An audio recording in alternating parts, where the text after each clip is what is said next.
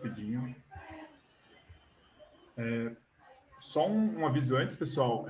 Aqui está o canal do Slack nosso sobre o workshop. A gente está tendo algumas discussões lá. Quem tiver dúvida, qualquer tipo de dúvida, não conseguiu instalar o R, estou com problema de baixar alguma biblioteca, por favor, vai lá. Eu vou estar por aí nele. Acho que o pessoal do workshop também, do Paulo Léo, não vai deletar o Slack, então eu vou estar por aí nele. Sempre que precisarem, podem me marcar em alguma mensagem, tá? Tá, então vamos para o terceiro dia. Deixa eu fechar aqui. Eu pus o link do canal no chat aí, quem quiser. É só clicar aí que ele abre lá. Beleza? Então a gente vai para o terceiro dia. A gente vai aprender hoje sobre o Convergent Cross Mapping. De novo, meus contatos e onde vocês conseguem me achar. Qualquer dúvida pode me escrever, pode me perguntar, por favor. Só recapitulando o que a gente aprendeu nesses dias, né? Então, no primeiro dia, basicamente, a gente entendeu o que o teorema de Takings é capaz de fazer. Ele permite a reconstrução de um espaço de fase a partir de uma única série e seus atrasos. Isso é muito poderoso. Uma das consequências disso, né, um corolário desse teorema é basicamente que qualquer dois espaços reconstruídos, né, duas variedades sombras, que se mapeiam mutuamente pertencem a um mesmo sistema dinâmico, né? Ontem a gente aprendeu sobre a projeção simplex, que é um critério, que é uma projeção de curto prazo para realizar predições, mas para além disso ela consegue também dar um critério prático de como determinar essa dimensão de embedding, né? De como determinar quantos atrasos a gente vai precisar colocar nessa reconstrução para que a gente atinja uma reconstrução satisfatória do ponto de vista topológico e da dinâmica e consiga reproduzir a dinâmica original do sistema que a gente está estudando. A dimensão de embedding vai ser o máximo da correlação entre a predição e a observação, sendo a predição uma primeira parte da série que a gente usa para fazer observações sobre a segunda parte da série. A gente chama essa correlação de forecasting skill, né, a habilidade de predição. E o máximo disso, né, a dimensão para a qual a gente tem o máximo dessa correlação é a dimensão ótima de embedding. Então, com Simplex a gente consegue fazer predições de curto prazo, boas predições de curto prazo e ter um critério prático para a reconstrução de atratores. As duas questões do curso, que, como eu já falei nos outros dias, são como a gente determinar o tanto de atrasos necessários para a reconstrução, isso a gente aprendeu ontem na projeção Simplex, e como a gente pode determinar se duas variedades se mapeiam, né? Como que a gente consegue dar um critério prático para o corolário do teorema de Takings, né? De que se você tem duas variedades sombras e elas se mapeiam, né? Elas participariam do mesmo sistema dinâmico. Então, hoje a gente vai aprender como entender, como utilizar essas ideias do Simplex para criar esse critério de mapeamento. Tá, então a gente pode voltar lá naquelas séries temporais do começo do curso, e se a gente tem mais de uma série temporal, a gente faz a reconstrução de atratores dela. Então, por exemplo, aqui a gente tem duas reconstruções do atrator de Lorentz, né? Feitas por diferentes séries temporais. Essa aqui é feita pela série temporal do X e seus atrasos, e essa aqui é feita pela série temporal do Y e seus atrasos, né? Então, utilizando o Simplex, a gente consegue entender e a gente consegue estimar, né, calcular de forma prática quantos atrasos a gente precisaria além do X para fazer a reconstrução do atrator. Tá, então a gente tem que ter na cabeça essa ideia, né? Com os atratores reconstruídos de MX e MY, a gente aplica essa ideia do Simplex, de fazer projeções, só que ao invés de a gente realizar essas projeções, né, predições de curto prazo, da série nela mesma, a gente vai realizar de uma série na outra, né? Quando a gente faz isso, né, de realizar a projeção da série de uma série na outra, a gente está fazendo de forma prática um mapeamento entre atratores. Então, qual que é a ideia aqui do CCM, né, do Convergent Cross Mapping? É olhar pontos vizinhos YI e com o futuro desses pontos vizinhos y e i no atrator do x, criar uma estimativa para esses pontos vizinhos, né? E com esses pontos vizinhos que a gente acha pelos índices temporais, a gente pelos índices temporais entre o y e o x, a gente consegue dar uma estimativa, a gente consegue criar uma predição, ou seja, um mapeamento entre os atratores. Se a gente pôr isso numa figura, a gente vai ter basicamente isso.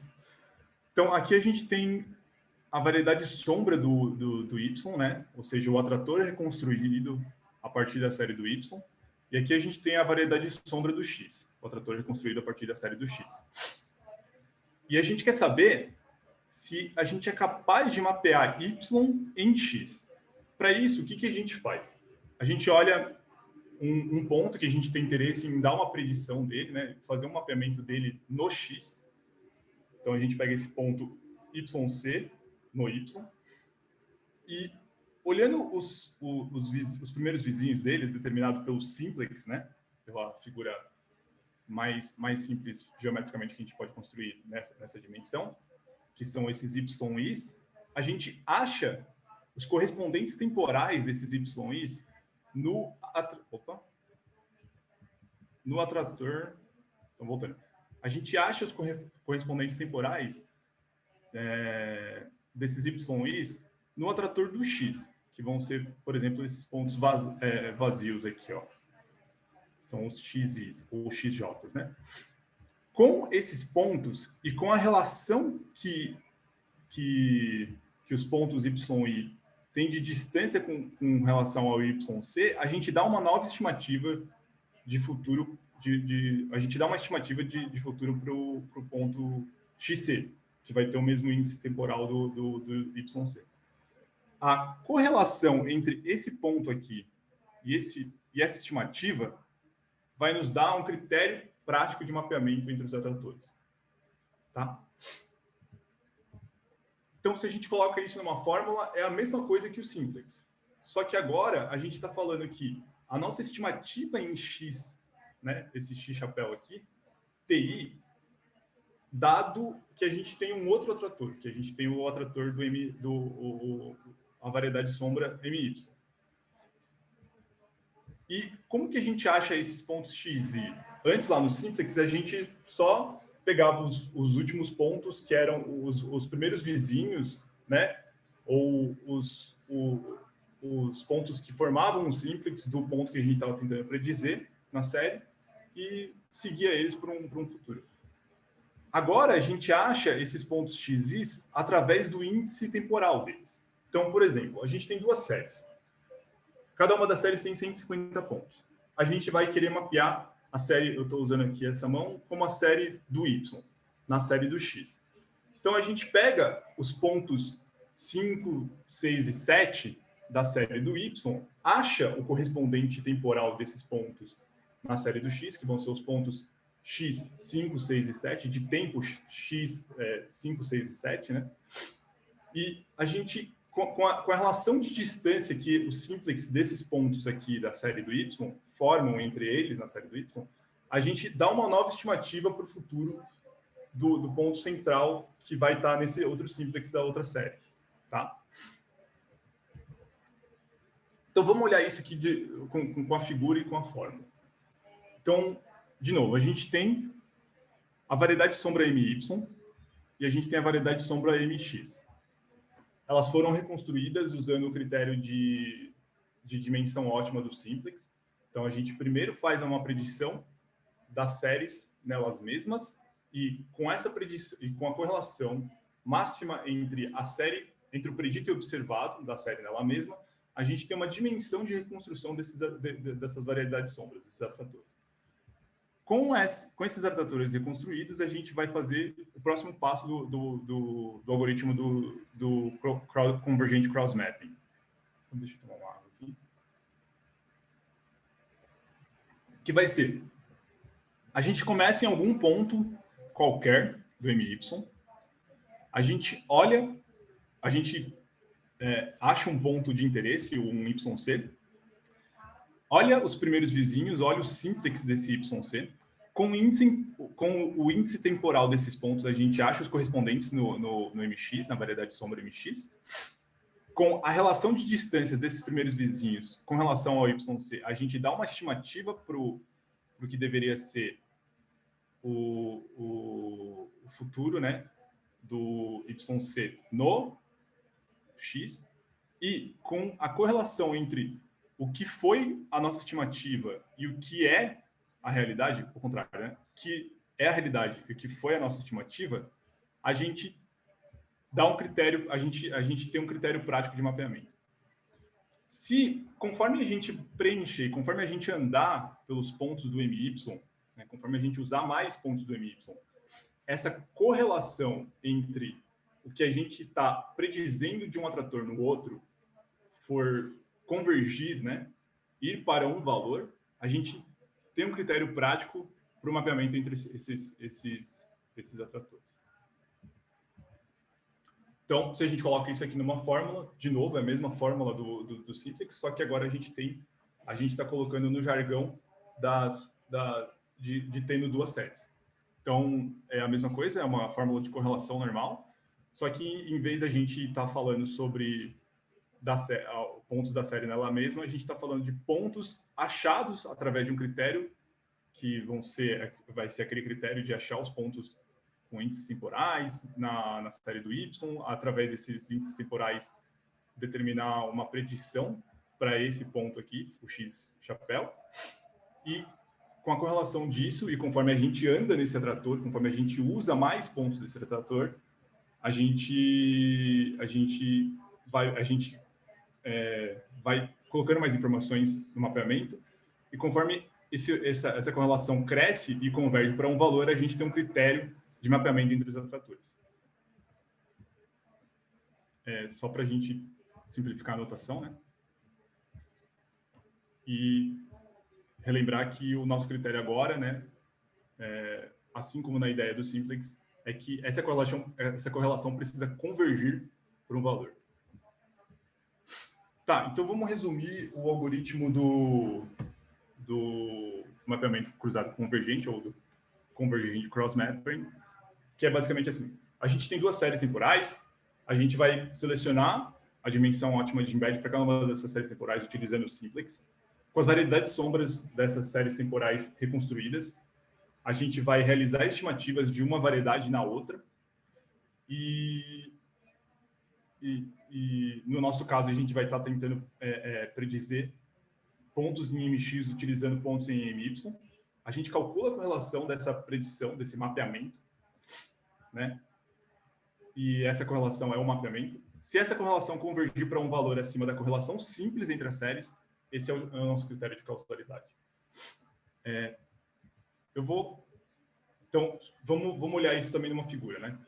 Conforme eu tinha falado, a gente pega duas séries temporais quaisquer, x e y, e a gente vai olhar os pontos primeiros vizinhos aqui deles, desse ponto aqui, por exemplo, achar a relação dos índices temporais desses pontos no MX, e conforme a gente vai andando nesse atrator, conforme a gente vai usando mais pontos desse atrator do MY, a gente conseguir continuar mapeando esse outro atrator do MX, a gente vai ter um critério de mapeamento.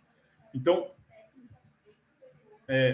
essa correlação que aqui antes a gente chamava de forecasting skill, habilidade de predição, agora a gente vai chamar de mapping skill, que é a habilidade de mapeamento entre os atratores. Só antes da gente continuar, eu vou passar um videozinho que ele vai tentar ilustrar isso também. Raul, só me confirma se vocês estão vendo a aba do YouTube. Estão vendo, né? Tô. Tá, eu já compartilhei com o som e aí a gente olha. Taken's theorem gives us a one-to-one. Tá dando para ouvir, né? O vídeo. Sim. Beleza. Mapping between the original manifold and reconstructed shadow manifolds. Here, we will explain how this important aspect of attractor reconstruction can be used to determine if two time series variables belong to the same dynamic system and are thus causally related. This particular reconstruction is based on lags of variable x. If we now do the same for variable y, we find something similar. Here, we see the original manifold M, as well as the shadow manifolds mx and my created from lags of x and y respectively. Because both mx and my map 1-to-1 to the original manifold M, they also map 1-to-1 to each other. This implies that the points that are nearby on the manifold my correspond to points that are also nearby on mx. Ele acabou de falar isso, né? Pontos que são próximos no MY devem ser pontos que são próximos também no MX. E o modo de você achar isso é através dos índices temporais. Então, os pontos, não necessariamente na ordem temporal, mas porque a gente está falando de trajetória, a gente não está falando de tempo, mas pontos que têm o mesmo, que são próximos no MY, eles devem ser próximos no MX. Se isso não for verdade, não significa que a gente não está conseguindo mapear. Significa que esses atratores não pertencem ao mesmo sistema dinâmico, né? We can demonstrate this principle by finding the nearest neighbors in my and using their time indices to... Ele está construindo esse argumento, né? A gente pode demonstrar esse princípio achando os pontos, né, no MY, e com os índices temporais desses pontos, a gente vai lá, acha eles, os correspondentes a eles no MX. To find the corresponding points in mx. These points will be nearest neighbors on mx only if x and y are causally related.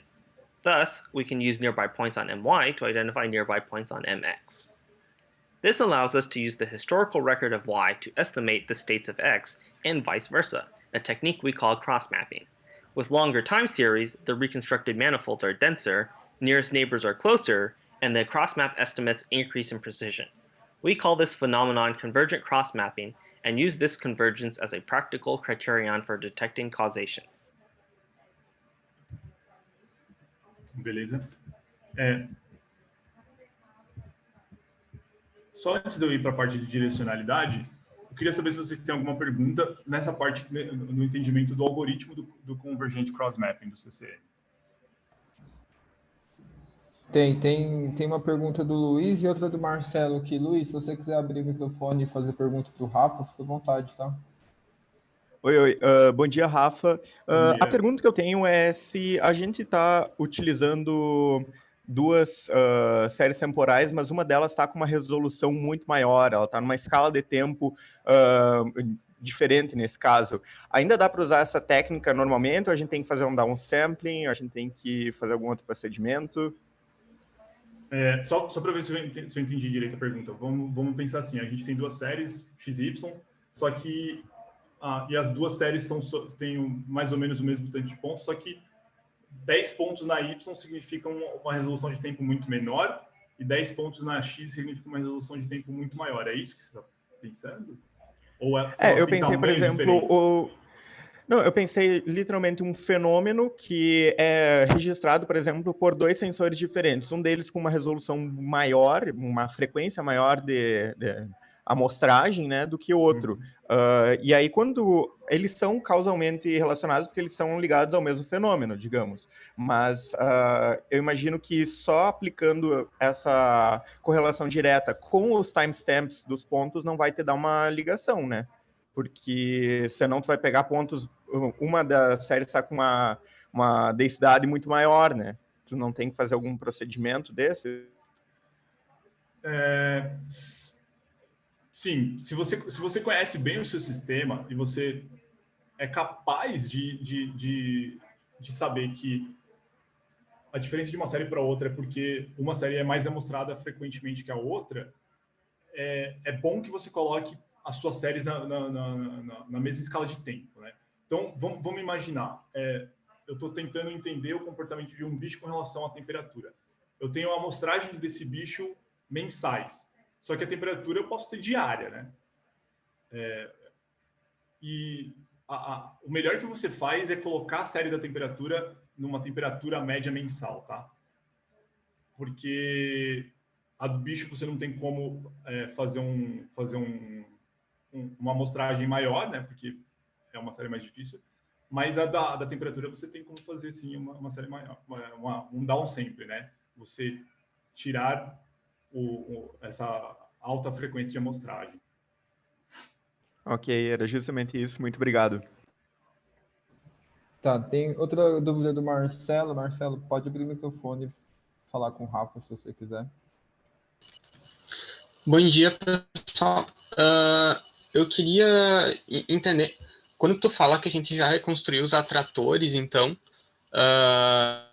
seriam, no caso, os atratores sombra, né? Seriam aquelas... A gente pegar os atrasos e construir um espaço de fase com base nos atrasos e com a dimensão correspondente ao que a gente achou através do simplex, né? É isso? Eu não sei se entendi bem. Exatamente, tá correto. Eu posso ter falado um pouco confuso, mas é exatamente isso que você entendeu. O algoritmo do CCM ele começa depois que você tem a reconstrução dos atratores para cada uma das séries, tá? E é exatamente isso que você entendeu. A sua reconstrução vai ser através de um espaço de fase reconstruído de uma série temporal e seus atrasos para uma das séries, e o espaço de fase reconstruído para outra série vai ser a série temporal e os seus atrasos. Quantos atrasos você usa, você acha esse número de atrasos, essa dimensão ótima de embedding, essa dimensão ótima de mergulho, através da projeção simplex, tá? Então tá correto o que você pensou, o que você entendeu. Tá, aí a ideia do que a gente está fazendo agora é achar uma correlação entre duas séries temporais que a gente imagina que por exemplo, se eu pensar no atrator de Lorentz, seria como eu tenho x, y e z, né?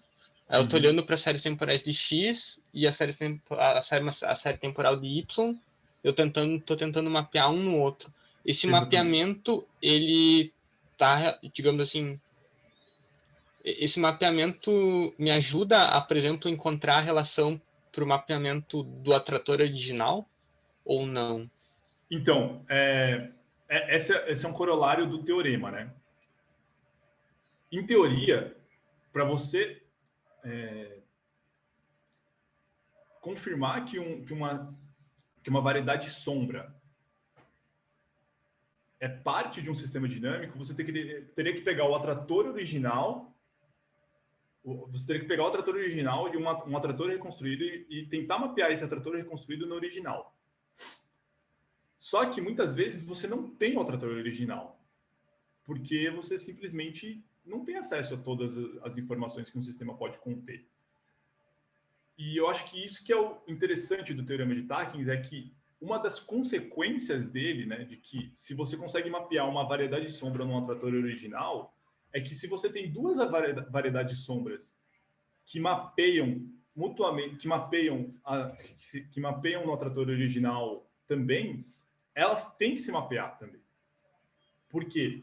O atrator original e a variedade de sombra que você construiu, que pertence que pertence ou pertenceria a esse sistema dinâmico, tem as mesmas características topológicas de dinâmica.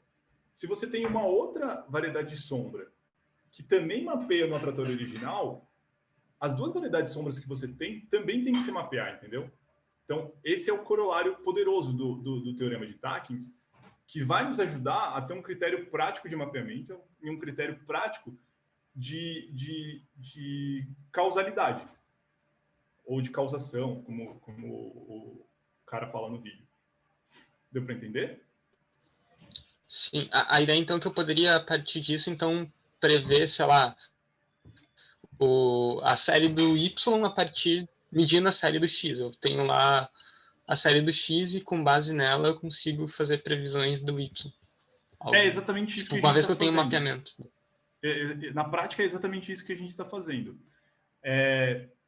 Por que eu acho que tem mais alguma pergunta além da do Marcelo? Porque eu vou pegar esse gancho e já continuar com Tem mais duas perguntas, Rafa, mas aí você vê se você quer responder agora ou no final. Você administra o tempo aí, tem até umas 11h10 por aí. Tá, eu vou falar um pouquinho de direcionalidade, tá? Então, exatamente isso. O que a gente está fazendo é tentar prever uma série usando a outra série. O que isso significa em termos práticos, né?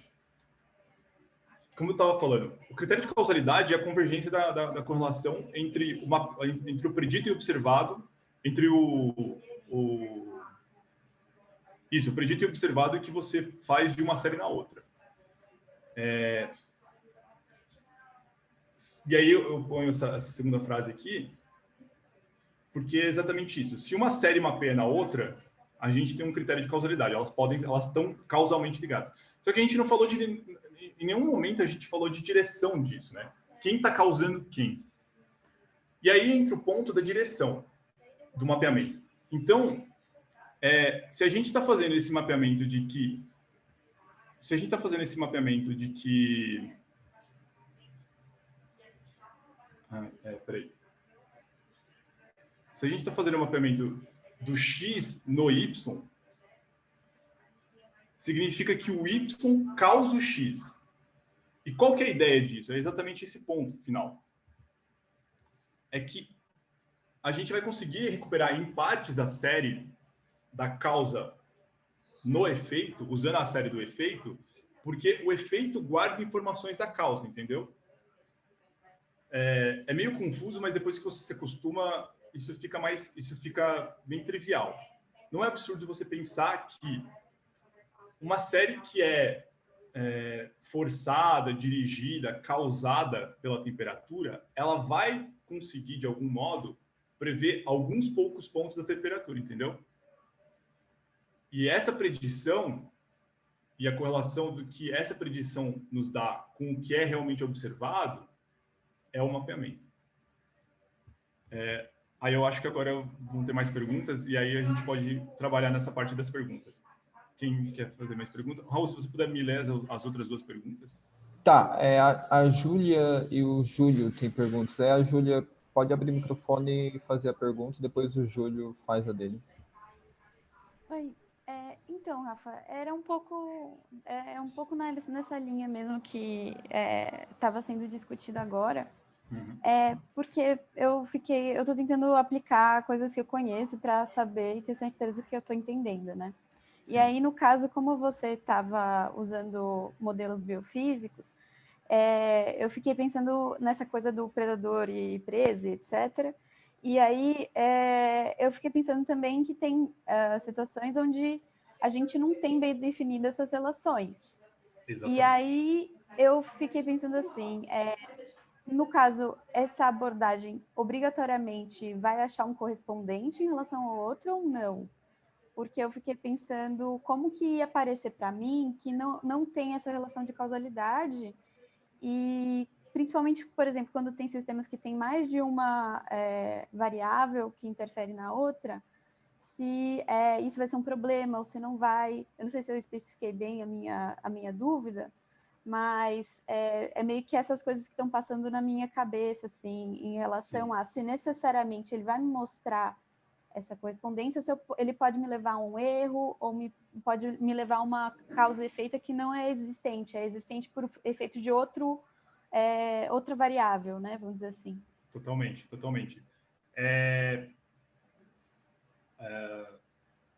A sua pergunta é muito boa, porque é uma das questões que eu trabalhei no mestrado e é uma das questões que eu trabalho até hoje no doutorado. Causalidade não é uma coisa fechada, é isso que a gente precisa começar a entender. A gente vai ter critérios de causalidade para diferentes tipos de dados, para diferentes tipos de perguntas que a gente está fazendo sobre as séries temporais, sobre o dado que a gente está analisando. Sobre esse ponto, né, de que se a gente pode estar cometendo erros, o CCM tem um limite bem definido. Ele funciona para sistemas que têm um comportamento, que têm um espaço de fase bem comportado em termos matemáticos e no sentido de que eles não vão ser... e de que tem pouco ruído também, né? Então tem pouca estocasticidade na sua série e por aí vai. No fim dessa apresentação, eu tenho um exemplo prático, que é o que eu fiz no mestrado, e eu acho que ele vai conseguir responder bastante das suas perguntas. Tá, tudo bem. Falando biologicamente, acho que o CCM ele pode servir de duas formas. Uma a gente tirar mais informações sobre um sistema que a gente conhece pouco. Então, se a gente começa a observar certas correlações e certas direções de causalidade utilizando o CCM, a gente pode abrir novas linhas de investigação para isso. E a segunda é, para sistemas que a gente tem um bom conhecimento e a gente tem uma boa certeza dos dados, a gente pode tirar relações e direções de causa, que é o que eu fiz no mestrado. E eu posso mostrar para vocês depois. Quem tem mais pergunta? Tem mais uma, o Júlio. Júlio, se você quiser abrir o microfone e fazer a pergunta, fica à vontade. Oi, Rafa, tudo bem? Bom dia. Beleza. Minha pergunta também, a de causalidade, eu tinha uma, acho que já foi respondida, em parte. Tem outra que é, se você tem dois... No caso do vídeo, do exemplo do vídeo, você tem a projeção do atrator de Lorentz nos eixos. Então, você tem os atratores, eixo X, eixo Y, projetado do Lorentz. Então, você conhece o atrator original do sistema dinâmico. Exatamente. De antemão. Se você não conhecer o sistema, o atrator original, tiver só as séries temporais do X e Y, você consegue reconstruir o atrator. Caso você não consiga mapear um no outro, afirmar que eles não fazem parte do mesmo sistema dinâmico não é muito forte? Não é... Exatamente, não, a sua ideia está muito correta. Isso é o... Tem um nome para isso na estatística, mas eu não estou lembrando agora. Mas, basicamente, assim, o poder do CCM, a pergunta que o CCM responde é se tem causalidade. Ele não responde a pergunta se não tem causalidade, tá?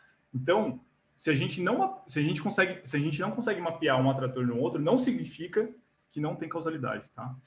Tá. Eu não sei se eu confundi mais se eu consegui responder um pouco. Não, era isso, porque o exemplo do vídeo que você deu aqui, você conhece a variedade original do atrator e você projeta nos eixos X e Y e mapeia X para Y.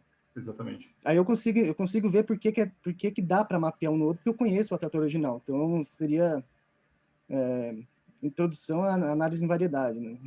Exatamente. Agora, se eu não conhecer o atrator original e reconstruir o atrator nas séries em X e Y, me pareceu muito forte afirmar, caso eu não consiga mapear um no outro, que eles não fazem parte do mesmo sistema dinâmico. Sim, não, tá correto. E a gente não pode afirmar isso. Tá, agora, se eles se mapeiam no outro, sim, a gente pode afirmar que eles fazem parte do mesmo sistema dinâmico. O seu pensamento está correto.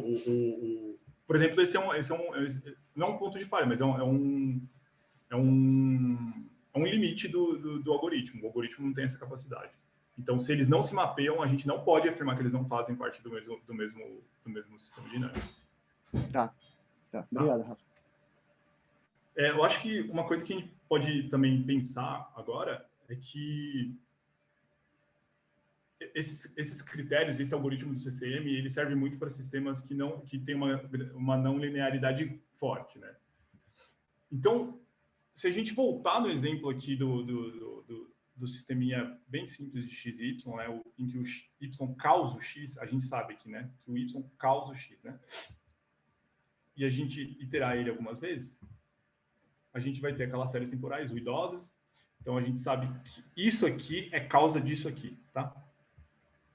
E aí, se a gente segue com o algoritmo do CCM, então a gente vai tirar o simplex para a série do x. Aqui são as formas de nomear o código, né, de puxar o código. Nessa linha aqui, eu só estou achando qual é o máximo da correlação entre o predito observado, utilizando o simplex na série do x. E aí, como era esperado e como a gente tinha visto ontem, ele é 3. Se a gente plota isso num gráfico, né, a gente vai ter aquele nosso 3 como máximo da correlação de ontem. A gente faz a mesma coisa para o y. Então, a gente manda ele fazer o simplex no y, a gente acha o máximo da correlação no simplex do y, entre o predito observado, que vai ser 1, e aí a gente tem esse gráfico. Por que esse gráfico ele tem esse platô aqui, né? Isso é uma coisa interessante de se pensar. Se a gente voltar aqui na equação do y, a gente vê que o y ele depende duplamente do seu passo anterior. Então, quando a gente está fazendo atrasos, fazendo reconstrução de espaço de fase com atrasos, a gente ainda tem umas boas informações sobre a gente consegue tirar umas boas predições do momento de agora, utilizando os passos de antes e logo antes do antes, né? O passo anterior e o passo anterior. E aí, eu pego esse exemplo do X e do Y e utilizo ele faço o CCM. Essas funções já estão prontas no pacote do EDM, e basicamente o que eu estou falando aqui, eu tenho, deixa eu voltar aqui, eu criei esse data frame, que basicamente são as duas séries do X e do Y, com 150 pontos, lado a lado, e utilizando essas séries do X e do Y, eu informo para o CCM a dimensão ótima de embedding que eu vou querer estar usando, no caso aqui vai ser a dimensão do X, porque eu estou fazendo o mapeamento do Y no X, não, do X no Y, desculpa. A coluna de library, né, a coluna que vai ser usada para predizer, é a coluna do X. E a coluna que é alvo é a coluna do Y. Eu passo um tamanho de library. Normalmente a gente não passa toda a quantidade de pontos, a gente passa uma sequência que não vai de 1 em 1. Aqui a gente está indo de 10 pontos até 150 pontos de 5 em 5. E aqui são outros parâmetros que basicamente são se a gente está pegando mostrando essa library, mostrando esses pontos de X de forma aleatória, e se a gente amostra esses pontos com reposição, tá? Então, com essa nomenclatura aqui, a gente faz o CCM, né, o mapeamento de X em Y, e aqui a gente faz o contrário, a gente faz o mapeamento de Y em X. Se a gente plota essas duas séries num gráfico de correlação de habilidade de mapeamento, pelo tamanho de pontos que a gente está usando, a gente vai ver exatamente aquilo que a gente estava esperando pelo algoritmo, que é basicamente a série que converge para um valor, ela atingiu o critério de causalidade. E a série que não converge para nenhum valor, ela não atingiu o critério de causalidade. Ou seja, como acho que é o Luiz tinha falado, aqui a gente não tem um critério de causalidade. E aí, como a gente esperava daquele sistema, a gente mapeou o X no Y, logo o Y causa o X, segundo esse gráfico aqui, tá?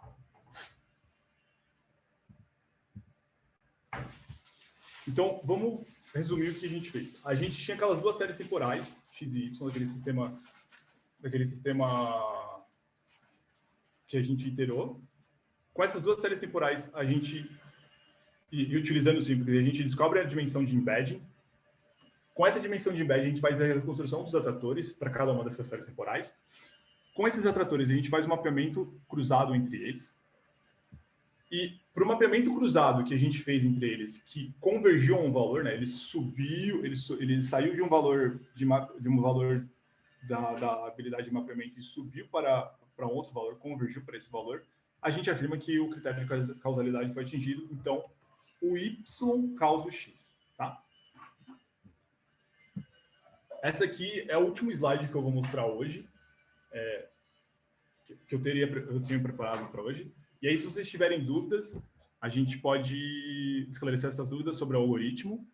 E se vocês quiserem, eu posso mostrar o que eu fiz no mestrado com séries temporais reais de borboletas e o que isso implica. Tá, o Marcelo tem uma dúvida. Marcelo, Raul, só antes de você... Oi, como assim, oficialmente terminou o curso, né? Uhum. Eu vou manter esse site aqui do GitHub aberto, as discussões estão lá no Slack. Aqui estão os 3 tutoriais para os 3 dias. Desculpa o barulho de fundo aqui, gente. Eu estou perto da cozinha. Os tutoriais dos 3 dias estão aqui, eles são mais completos do que minhas aulas.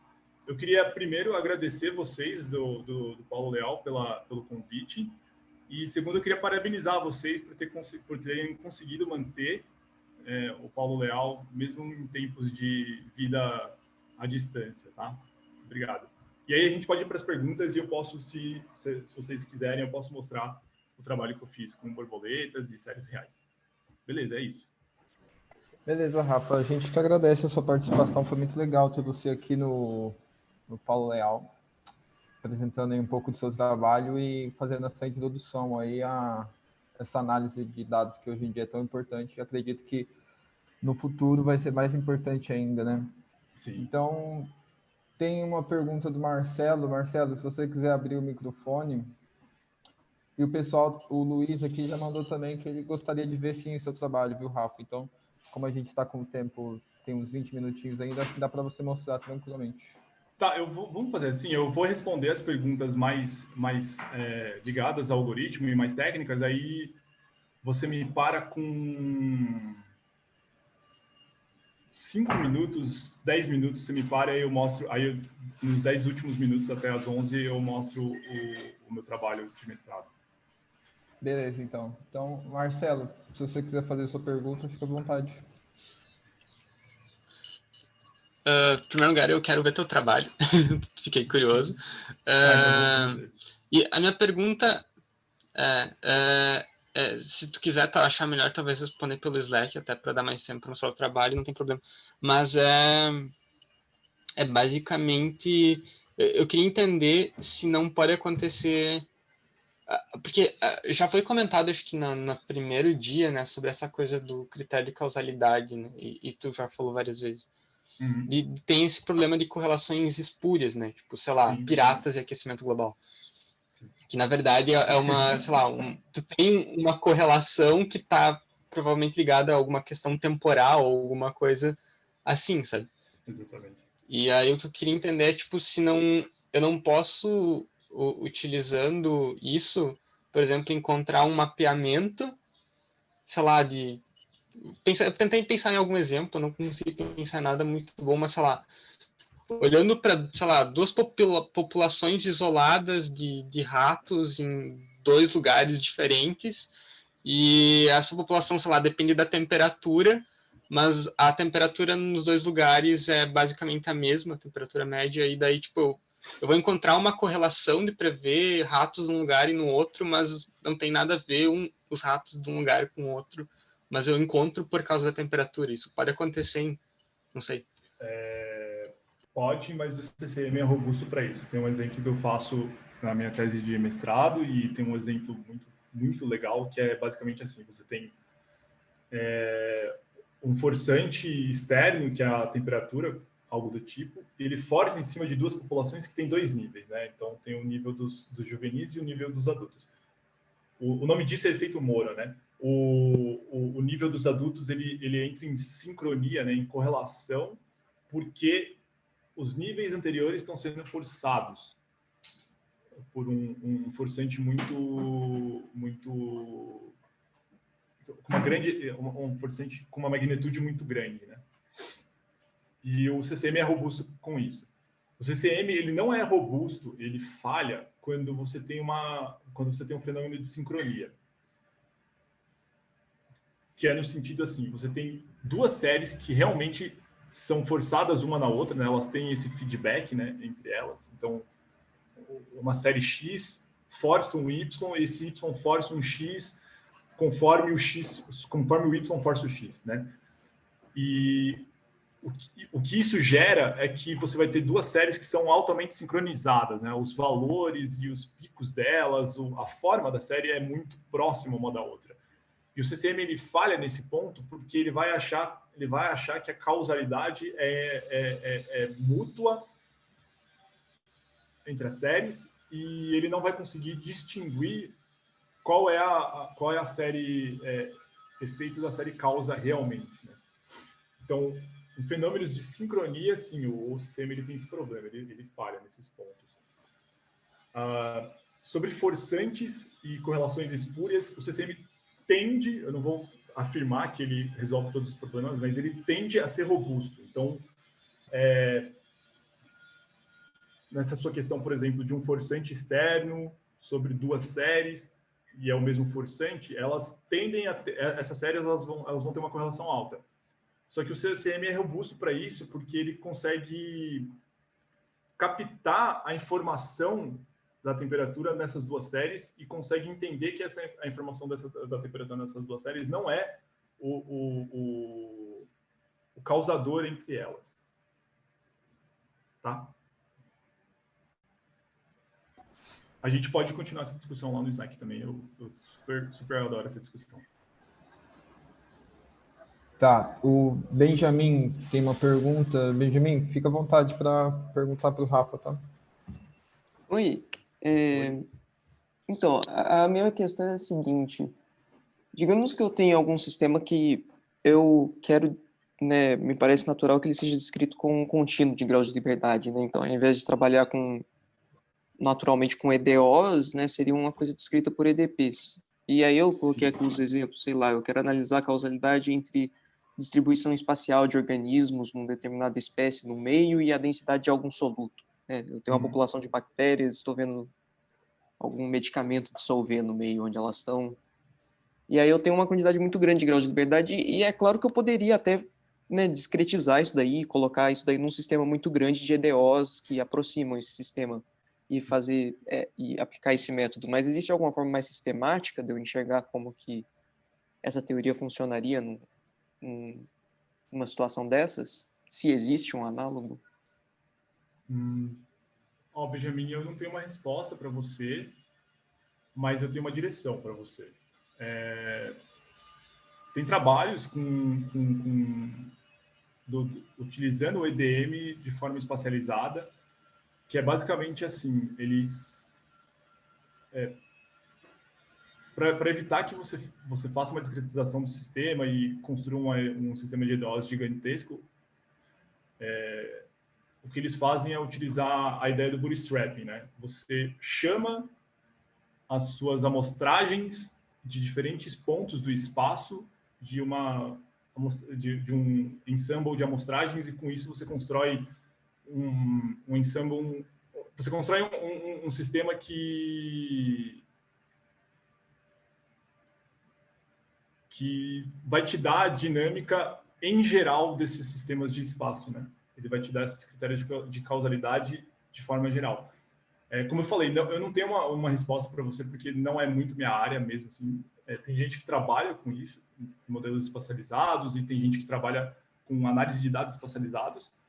E se você quiser, eu posso te passar o paper que eu li assim uma vez na vida, e eles tentam trabalhar essa ideia de como aplicar essas ideias do EDM e esse critério de causalidade para problemas desse tipo. Eu gostaria de ver, sim, parece interessante. Beleza. Mas então a ideia é basicamente, você admite que você tem todos esses graus de liberdade espaciais, só que você tenta tirar a informação não espacial disso para aplicar o método, né? Para evitar ter que fazer infinitas equações, tá? Exatamente. Você usou esse exemplo da bactéria aí, ou da vegetação, né? E, sei lá, você tem um grande espaço com essas vegetações e elas são da mesma espécie, só que, com certeza, vegetações em lugares diferentes do espaço vão ter forçantes e causadores diferentes de sua dinâmica, né? A ideia é você chamar tudo isso de uma série, de um único espaço e tirar forçantes, tirar causadores gerais da coisa. Então, o causador que aparecer nesse seu ensemble, ele vai ser um causador de forma geral. Ele vai ter que estar causando mais do que a metade ou uma grande maioria da dinâmica dessas espécies no espaço. Legal, obrigado. Que isso? A gente tem 5 minutos, né, Raul? Não, tem uns 14 minutinhos. Dá para você responder mais umas perguntas e mostrar seu trabalho, eu acho. Eu acredito que o pessoal vai ter perguntas sobre o seu trabalho também. Tá. A Júlia... Mas não era até as 11? Não, é que você começou 10h10, então dá para... não, tá. A Júlia tem uma pergunta. Fica à vontade, Júlia. Minha pergunta não sei se você vai, em tese, responder lá quando você mostrar seu trabalho, mas quando você mostrou, por exemplo, esse exemplo que você deu agora há pouco, a gente vê que no caso Y, quem está causando o X, certo? E existe esse crescimento aí até chegar nessa constante, né? E aí, no caso, eu fiquei me perguntando se, então, ele também mostra como essa causalidade atua no sistema. Eu fiquei pensando se essa causa, à medida que ela é acumulada, ela vai, sei lá, forçar o sistema até chegar nesse limite. Ou se ela fosse sazonal, por exemplo, apareceria alguma outra coisa. Eu não sei se eu expliquei bem a minha dúvida. Então, não, tá. Nessa parte, tem uma parte do algoritmo que eu não mostrei, porque não era o escopo do que eu ia falar, que é você quantificar a causa, né? Quantificar a direção. Além da direção, você quantificar a causa.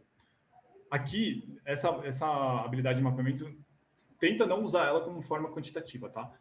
E aqui o que ele está falando não é que... o eixo Y, o eixo X, ele não está falando de um acúmulo de causa. Ele está falando assim, quanto mais pontos eu uso de um atrator para mapear no outro, maior mais bem preenchido, mais claro é o critério de causalidade, tá? É só isso. Uhum. Entendi, a forma de você fazer isso, de você quantificar seu forçante, a sua causação, a sua causalidade, você teria que entrar numa parte um pouco mais complexa, que é você olhar como as trajetórias nesses espaços de fase divergem. E qual é a velocidade delas divergindo. E aí você tem que fazer você tem que medir a contração de volume, ou a dispersão de volume, né? Entendi. Das trajetórias no espaço de fase. Obrigada. Nada. Mais Tá. perguntas? Tem uma perguntinha aqui do Júlio. Passar de correlação, que é uma relação linear, para a causalidade, é robusto? É robusto. O critério ele é fechado nesse ponto. Assim, se você preencher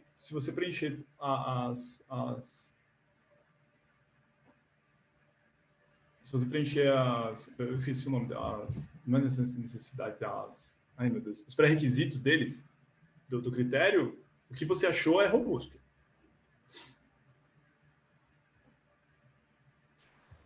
Tá. Não tem mais pergunta aqui no chat. Acho que dá, se você quiser apresentar seu trabalho, Rafa.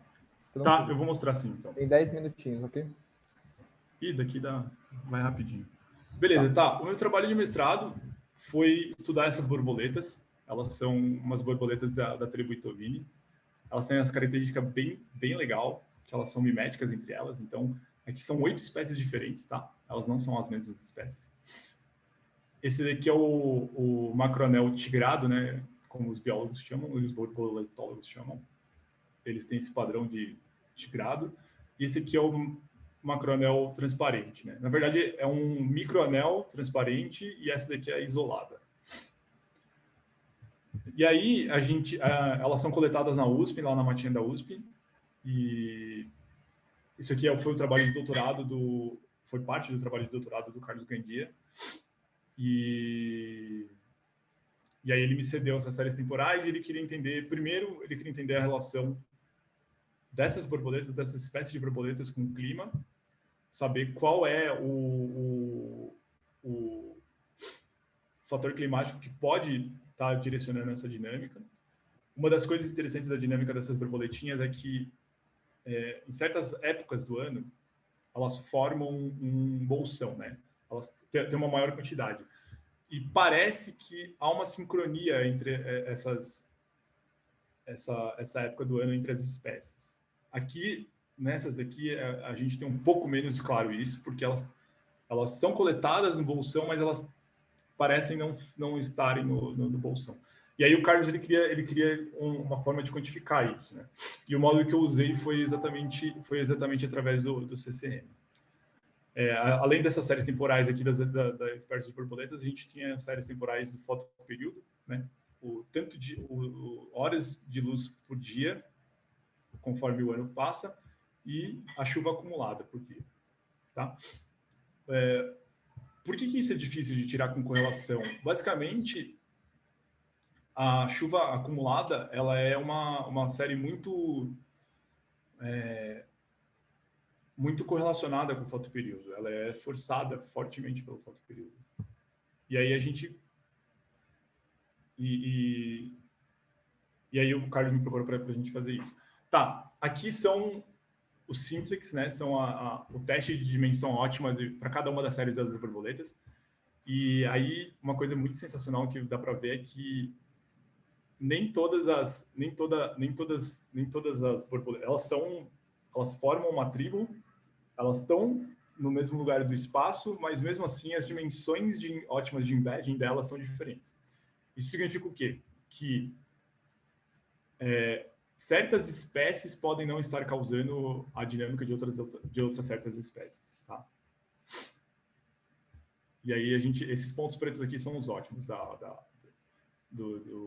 dimensão de embedding para essas borboletinhas. E aí eu vou lá e faço o mapeamento de cada uma das séries dessas borboletas com os 2 fatores climáticos primeiro, né?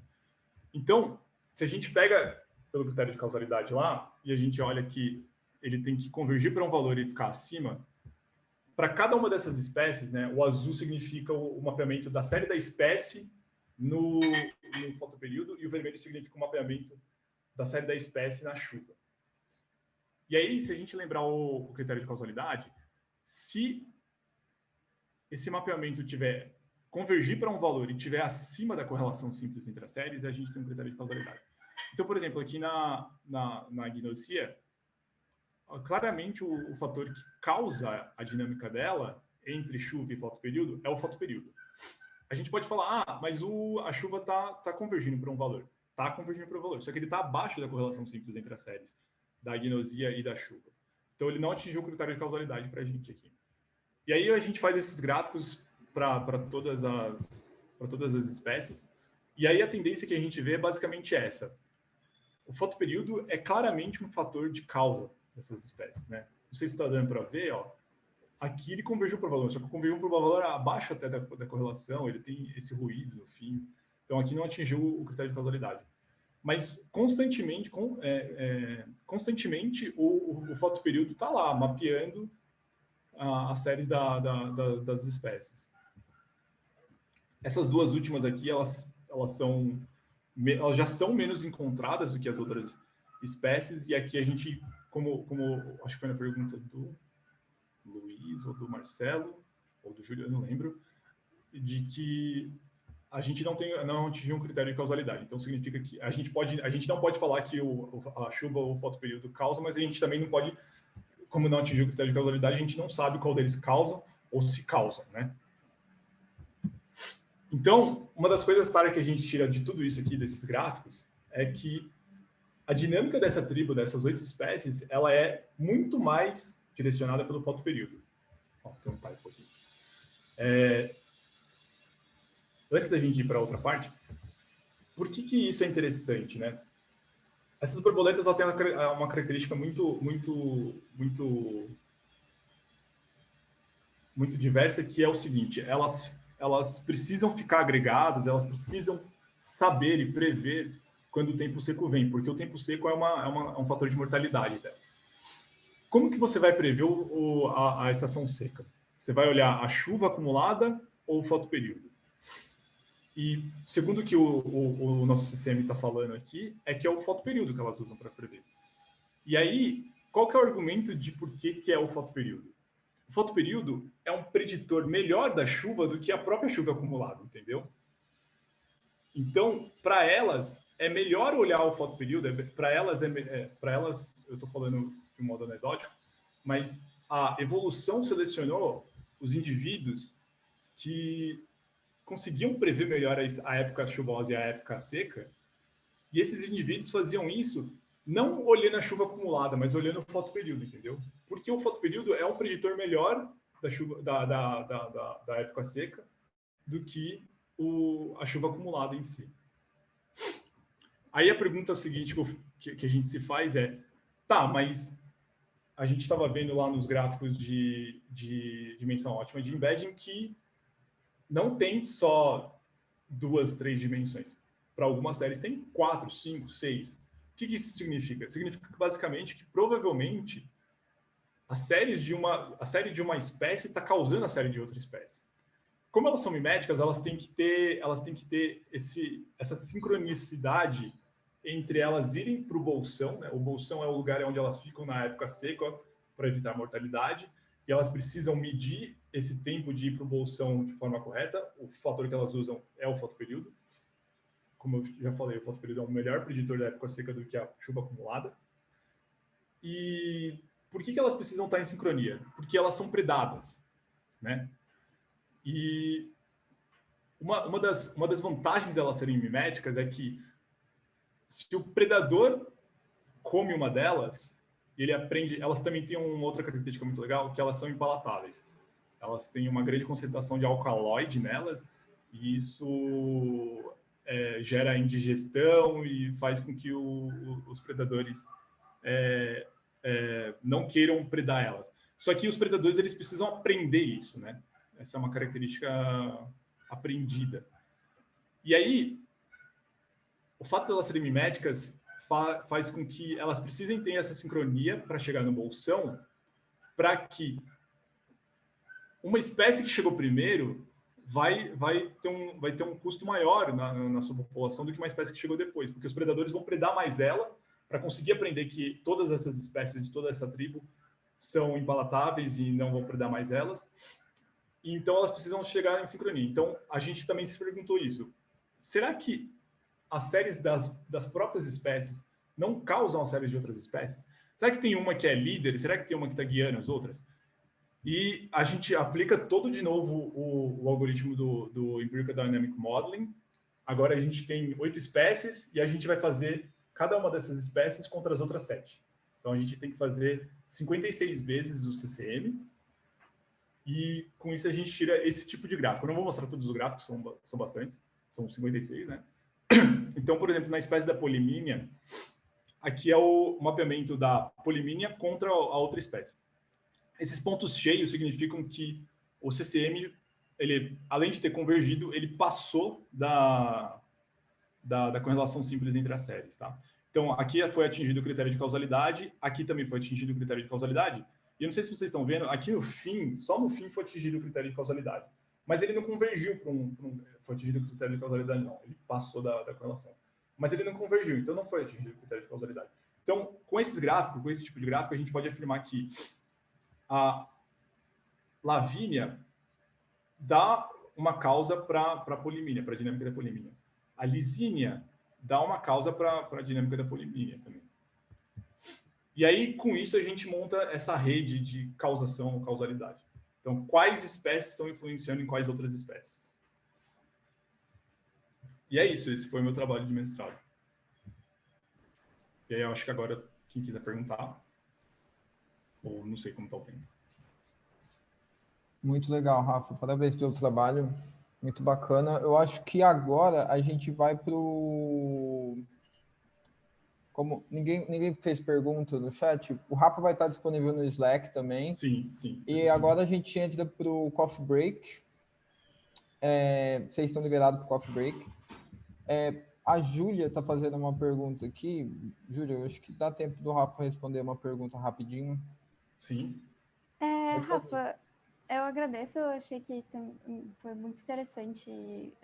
Eu também, no fim das contas, acho que ficou mais visível para mim o que eu posso ter como informação, né? Que é muito, muito forte, assim.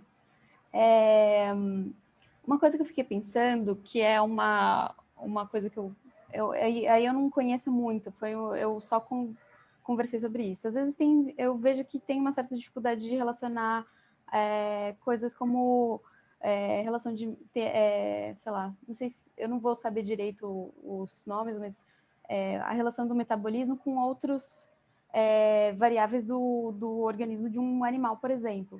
Sim. E aí eu achei que meio que na lógica do seu trabalho também seria possível fazer essa relação, utilizar essa abordagem para ter uma relação de causalidade mais clara. Isso faz sentido? Faz sentido, o problema é o dado, né? Certo. O Carlos, ele tá no projeto de pós-doc dele, ele foi olhar exatamente isso. Ele foi olhar a fisiologia dessas borboletas quando elas entram nesse comportamento de evolução, né, de fazer assembleias para evitar a época seca. Uma das coisas que ele achou, por exemplo, foi que realmente o metabolismo delas muda. Então, se a gente tivesse uma série temporal do metabolismo delas por meses, a gente poderia... Ele está construindo elas assim no projeto de pós-doc dele. Uhum. Entendi. Obrigada.